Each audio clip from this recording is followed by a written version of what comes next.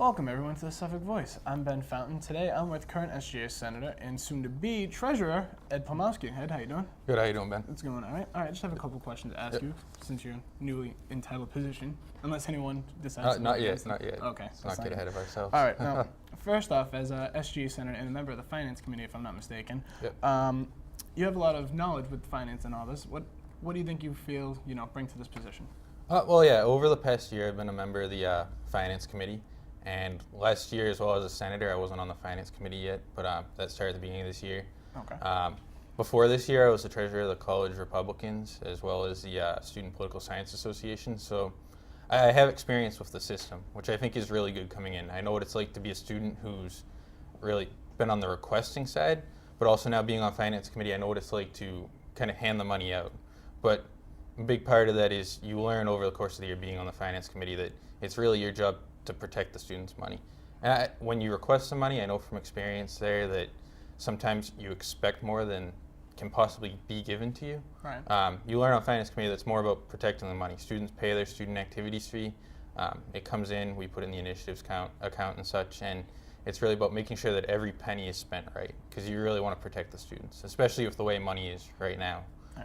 Bit of a follow-up question. With the Finance Committee, because a lot of clubs will be interested, how much money, the percentage, how much clubs that show up to you will get some sort of money? It's actually a lot better than I think people around campus expect.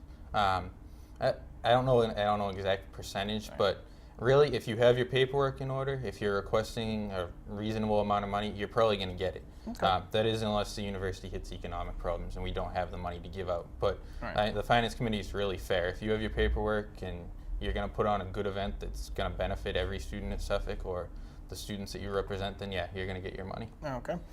Next question. What are some of your goals as treasurer, and what are you going to do to go about to get these goals completed? Well, the first thing I should say is Mitch Vieira has been an excellent treasurer. I think he's done a really good job. He'll tell you that, treasurer, you get to know what it's like to take the blame for stuff on campus, but he's done an excellent job with that. So my first goal is really keep the good things he's done going. But to add on to that, one of the things I would like to do is get every treasurer in clubs on campus more involved. A lot of clubs you see really the club president that runs the club's finances and such, and I think right now it would be a good time to really get a balance of power in our clubs.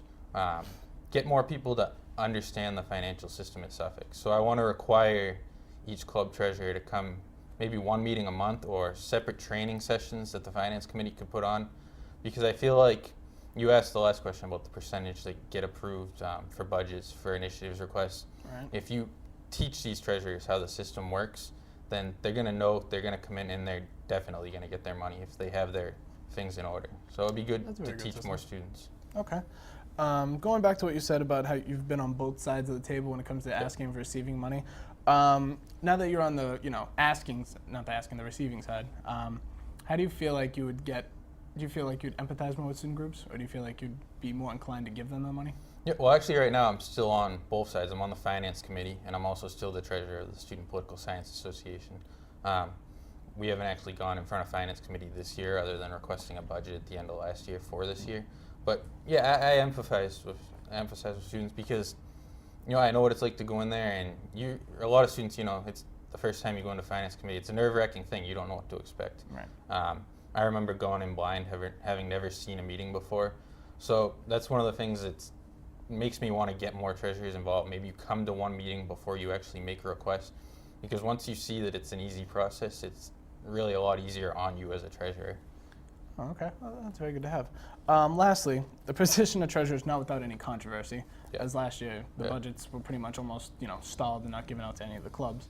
What do you feel like if you have to deal with that sort of situation? How would you go about easing the tension, making sure things go through? Well, I think communication is a big thing. If students know how the accounts stand, if they know what the university is capable of providing right now, and if they know that you're really looking out for their best interest by protecting their money, then I think things will go over well. Right now, I don't know if you've heard, one of the big issues at hand for Finance Committee is that we just put a cap on how much your budget can increase. You can only go up 10% next year. You can't request more than 10% higher than what you currently have. And the reason for that is the money just isn't there. And we need to make sure that the students' money isn't wasted. So we're putting the 10% cap. A lot of clubs don't like that idea, but I think in the long run it helps them out a lot, because in the past you've seen clubs come in, they'll request $10,000 for their budget and they'll only get like $2,000. Why make them put their work into making that request when they're not even going to get it? Right. We know right now, looking forward, that enrollment might not be as high. It wasn't high for the freshman class this year. So we really got to plan ahead conservatively to protect the students' money, prevent wasteful spending.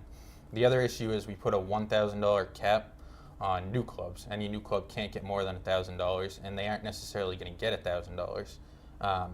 That's been controversial for some clubs that have worked really hard this year, but a lot of those clubs that worked really hard, they learned how to use the initiative system. Right. So if you're only going to get $1,000, you can use that as your basic budget, use it for club events, food, stuff like that, and you can always come to initiatives because we'll have the money there, and that's the goal, get people to learn how to use initiatives. Okay. And that's really the big thing.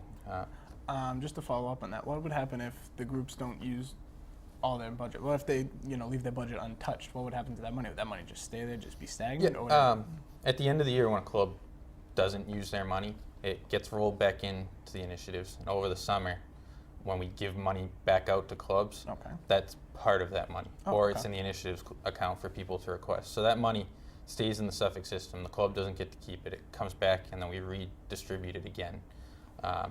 So yeah, and if you don't spend your budget, there's a good chance that maybe you won't get as high of a budget the next year. Right. Okay. We base it based on what you do on campus. So if you hold a lot of events, then you have a good chance of maintaining or getting that 10% increase. But if you don't do much for the students, then we probably aren't going to provide as much for you. But you can still always come to initiatives with the equal opportunity of getting money from the Finance Committee. All right, well, Yep. soon to be, hopefully, SGA Treasurer right here. Ed, Thank always you. great talking to you. Yep. All right, well, check back on the Suffolk Voice for more coverage on the SGA elections, and for those interested to vote for people like Ed and the other candidates, go to SU Connect on between March 8th and March 10th. For now, I'll talk to you later. Have a good day.